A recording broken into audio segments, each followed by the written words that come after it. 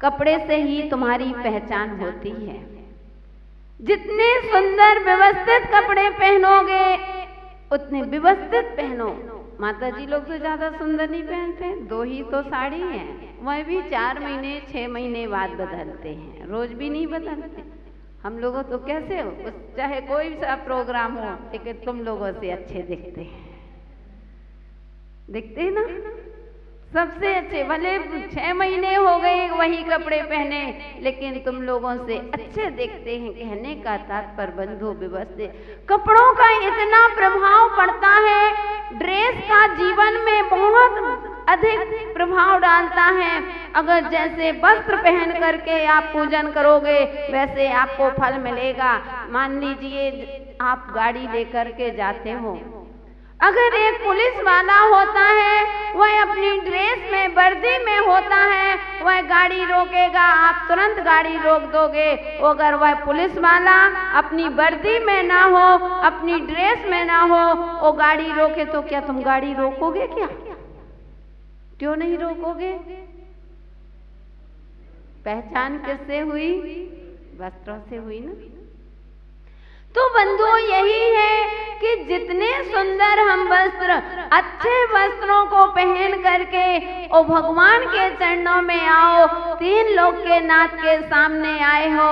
अच्छे अगर नहीं है तो कम से कम फटे हुए वस्त्र तो कभी भी नहीं, अगर मंदिर में हो उसी समय आपको अलग कर देना चाहिए। देखिए कि कहीं मंदिर में फटे हुए कपड़े तो नहीं है, एक छेद भी हो गया है तो उस छेद हुआ उसको तुरंत अलग करो, क्योंकि दरिद्रता का प्रतीक है। तुम 3 लोक के नाथ को छू रहे हो, अभिषेक कर रहे हो। कभी भी फटे हुए कपड़े पहन करके आहार नहीं देना चाहिए, क्योंकि लोग रहते हैं फटे हुए पहन लिए। नहीं, अच्छे वस्त्र पहन करके, बिना फटे हुए शुद्ध वस्त्र पहन करके अगर हम आहार देते हैं, जैसे वस्त्र पहन के आहार दोगे वैसा ही आपको फल मिलेगा। अगर आपने कटे हुए, फटे हुए, गंदे ऐसे वस्त्र पहन करके अगर आपने आहार दिया अथवा पूजन की तो उसका फल दरिद्रता रहेगी। आपके घर में कलह का कारण मचेगा, आपके अंदर कलह मचती रहेगी।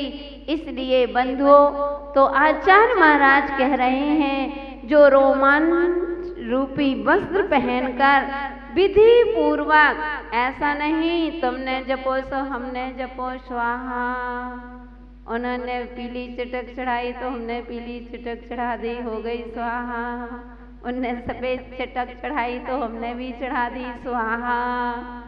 अरे विधि, किस तरह से मंदिर आते हैं, कैसे विधि से आना चाहिए, कैसे हमको चावल धो करके, कैसे विधिवत, कैसे भगवान का अभिषेक होता है, कैसे पूजन होती है, कैसे जयमाल होती है, आदि आदि। यानी विधि पूर्वक जो भगवान की पूजन करते हैं वे भव्य जीव देवलोक के सुख कर, वे विविध संपत्तियों के भोग कर, अष्ट कर्म रूपी मल को आत्मा से दूर कर और अविलंब अविनाशी मोक्ष को पाते हैं। वे स्वर्ग की संपदाओं को भोग करके, तुम्हारे पास यहाँ क्या है? कुछ भी नहीं। वह देव गति में जाके, स्वर्गों में जाकर के वहाँ का सुख भोग करके, वहाँ की संपत्तियों को भोग करके और फिर पुनः मनुष्य पर्याय में आकर के ओ मुनि दीक्षा ले करके ओ 8 कर्मों को नष्ट करके एक दिन शाश्वत सुख को प्राप्त कर लेते हैं। इसलिए बंधुओं, अपने जीवन में भगवान की आराधना करो तो बड़े भावों के साथ करना। यही आचार्य कुमुद चंद महाराज ने 44 काव्यों के माध्यम से यहाँ पर आराधना की थी। ओ बंधुओं, आज वह आराधना पूरी हुई, आज उसका समापन, क्योंकि हमने बताया अर्जन के साथ विसर्जन जरूरी है। शुरुआत हुई है तो अंत तो होना ही होना था, क्योंकि जीवन जब दो पहलू से ही चलता है, ऐसे कोई भी कार्य करते हैं, कभी शुभारंभ होता है तो कभी अंत होता है, और कहीं अंत होता है तो कभी शुभारंभ होता है। तो आज हमारा यह कल्याण मंदिर स्तोत्र कुमुदचंद आचार्य स्वामी द्वारा रचित उन पारसनाथ भगवान की हम सभी ने स्तुति की।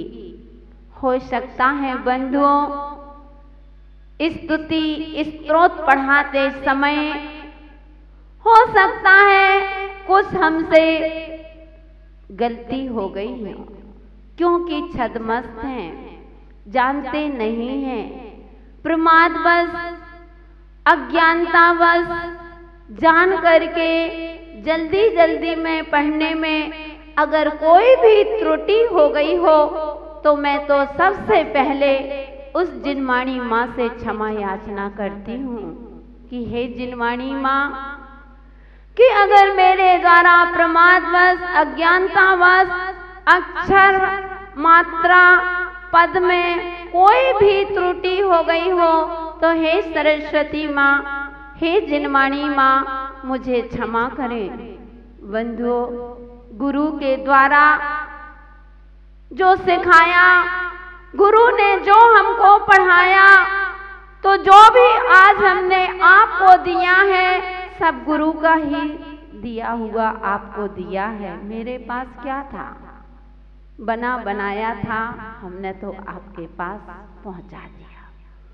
तो गुरु ने जो आपको अच्छा लगा हो वह हमारे गुरुदेव का दिया हुआ है, और जो आपको खराब लगा हो, जो आपको अच्छा ना लगा हो वह मेरा समझना, और जो अच्छा लगा हो वह पूरा का पूरा पूज गुरुदेव का दिया हुआ है, इनका ही है। क्योंकि हमने बताया था कि हम तो एक टंकी बन में पानी जो भरा हुआ है इस सागर का ही भरा हुआ है, हमने तो टोंटी के माध्यम से मात्र आपको पिलाने का प्रयास किया है। आप प्यासे थे, आपकी प्यास को देख करके, क्योंकि बंधुओं पानी की कीमत वही समझ सकता है जो प्यासा था। जो प्यासा होता है वह पानी की कीमत समझता है। दुबड़ी वासियों, आप लोगों की प्यास को देख करके अपने आप मन हो गया कि नहीं, जो प्यासा है कीमत भी समझ रहे हैं, तो क्यों ना इनको पानी पिलाया जाए। और गुरु जी से आज्ञा ले करके और यहाँ पर यह वाचना अपनी प्रारंभ हुई थी। कल्याण मंदिर स्तोत्र यहाँ पर चल रहा था। आप लोगों ने बड़े भावों के साथ, बड़े भक्ति के साथ मनोयोग से पढ़ा है, तो यह स्तोत्र आपके लिए, आपके जीवन में एक दिन ऊंचाइयों पर ले जाएगा। अष्ट कर्मों को नष्ट करके एक दिन आपको भी शाश्वत सुख की प्राप्ति होगी। प्यारे प्यारे भव्यात्माओं, भक्ति कहती है जागो भागो नहीं, जागोगे तो पाओगे और भागोगे तो पछताओगे। अनादिकाल से यह जीवन संसार परिभ्रमण में करता हुआ और अंत में इसके हाथ में पछतावा ही आता है। जीवन के अंत में पछताता ही रहता है, विचार करता है कि आज मेरे जीवन में पछतावा ही पछतावा क्यों है। फिर अपने परिणाम खराब करते हैं, हम अपने विशुद्धि को गिराते हैं, हम अपने जीवन में तनाव से ग्रसित हो जाते हैं। बंधुओं, ना आप तनाव से ग्रसित होइए, ना आप अपने जीवन में इस तरह से कुविचार लाइए। तात्पर्य यही है, विचार करिए कि आखिर मेरे जीवन में जो भी कार्य करता हूँ पछतावा आता है, मैं क्यों अपने जीवन को संभाल नहीं पा रहा हूँ। बंधुओं, कुमुदचंद्र आचार्य महाराज ने कहा कि जो भगवान की भक्ति करते हैं उनको कभी जीवन में पछताना नहीं पड़ता है। जो भगवान की आराधना करते हैं उनको संसार में कभी परिभ्रमण नहीं करना पड़ता है। जो भगवान की उपासना करते हैं उन्हें 4 गति 84 लाख योनियों में कभी भटकना नहीं पड़ता है। इसलिए बंधुओं, तो चल रहा है अपना वही प्रकरण भक्ति का। तो मैं यह कह रही थी कि भक्ति कहती है जागो भागो नहीं।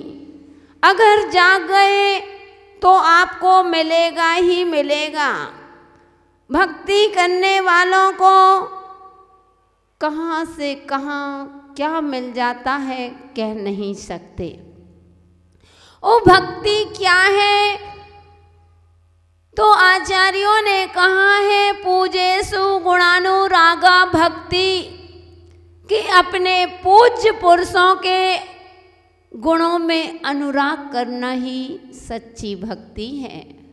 जब हम पूज्य पुरुषों के गुणों में अनुराग रखते हैं, उनकी प्रशंसा अपने मुख से कहते हैं, उनके गुणों को हम एक दूसरे से शेयर करते हैं, हम बताते हैं कि हमारे आराध्य ऐसे हैं।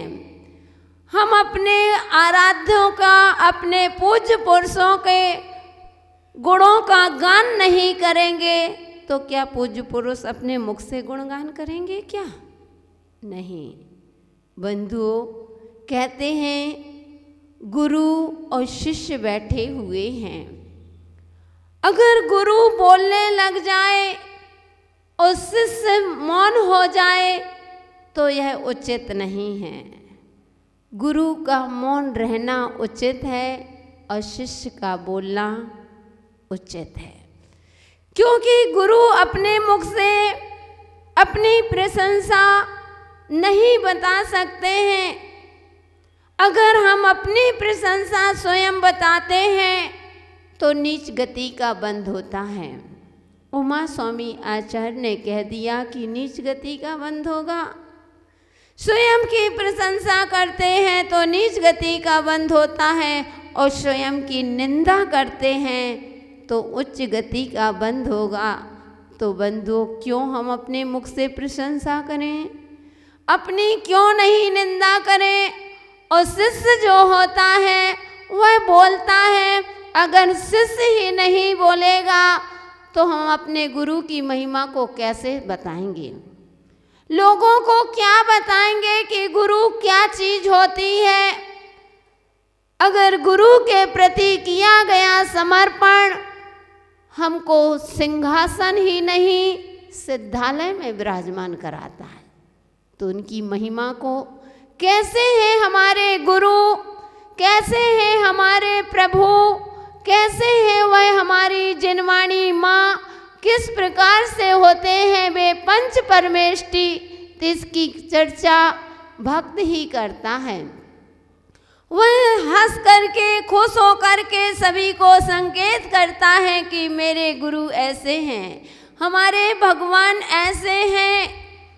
तो बंधुओं, आज चलते हैं उन पूज्य पुरुषों का स्मरण करेंगे जिनकी गौरव गाथा दुनिया गाती है, जिनके समान आज तक न भूत में थे, ना वर्तमान में हैं और भविष्य की तो कह नहीं सकते, लेकिन ना भूत में थे और ना वर्तमान में हैं, उन महान पुरुष की चर्चा आज हम आपसे करेंगे। कौन है वे महान पुरुष? विमल सानी आचार्य विमल सागर जी महाराज, उन जैसे निमित्त ज्ञानी, उन जैसे भविष्य की बात को बता देने वाले बंधु आज वर्तमान में कोई भी साधु देखने में नहीं मिलता है।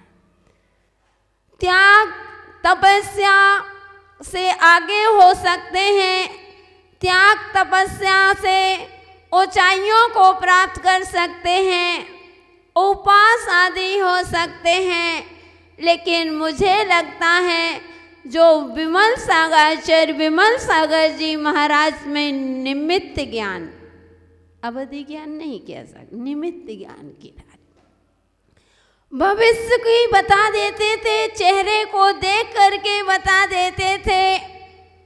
उन पूज्य महान पुरुष की आज चर्चा करेंगे दादा गुरु आचार्य विमल सागर जी महाराज, जिनका आज रजत समाधि दिवस है। आज के दिन सूर्य अस्त हो गया था, क्योंकि मुझे याद है वह घटना जो सुनी थी कि जब उनकी समाधि का समय था, आज का ही दिन था, काफ़ी दिन से थोड़ा अस्वस्थ चल रहे थे। उन्होंने इतनी वंदना की। आचार्य विमल सागर जी महाराज का नियम था अपना कमंडल कभी किसी को नहीं देते। इतनी वृद्ध अवस्था में उन्होंने वंदना कर ली सब कुछ, जब 2-4 दिन पहले स्वास्थ्य अनुकूल नहीं था और उनके संगपति थे, वह सुबह जाने लगे। बोले महाराज श्री आज मैं जाऊंगा। तो बोलते हैं, उनसे कहते हैं कि अरे संगपति जी कहाँ जा रहे हो? आज तो 4:20 में सूर्य अस्त होने वाला है, 29 या 20। आज 4:29 अथवा 20 जो भी कहा हो कि 4:20 में आज सूर्य अस्त होने वाला है, वो तुम जा रहे हो?